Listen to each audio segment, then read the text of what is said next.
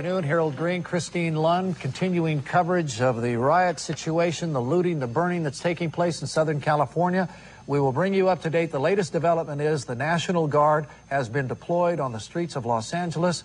Earlier, the mayor and the police chief this morning requested through the governor's office that the National Guard be brought in because the police agencies in Los Angeles and in the county were unable to put down all of the looting and all of the arson that was taking place. We now see the first guard units online. Captain Ron is over the scene.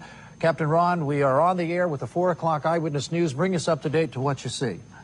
Well, Harold, we've just arrived about 5 minutes ago on the scene. We've seen the first units here at Figueroa and Vernon being deployed. This looks like a sub-command post.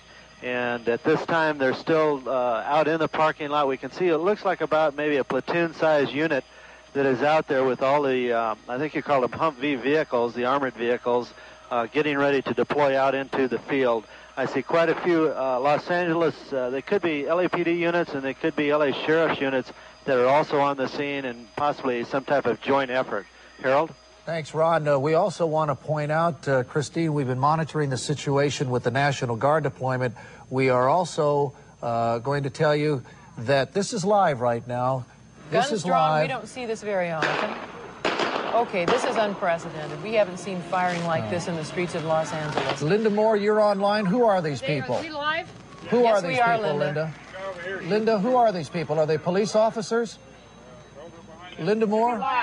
Linda Moore, you're on the line. Who are these people? Are they police officers? This is Linda Moore live. I think that you started to take this picture just about 2 minutes ago.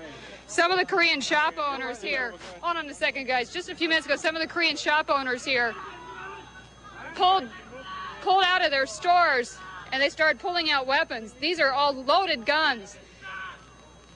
This is unprecedented. These are shop owners. Seems like someone's been shot. Where? Right Where? behind the tan car. Linda, can you give us Someone's your been location? shot in the car? No, they're shooting back. We're in the middle of a gunfight. Linda Moore, I don't know if can you can hear. Apparently, we are in the middle of a gunfight. There's some cars on the back end here that have some guns in them. They're shooting back at the Koreans here. Linda, it's very clear to us that you are, in fact, in the middle of a We're going to gunfight. stay down for a second. Everybody's... We want you to look out for yourself if she can still hear us. We do not have a location on her.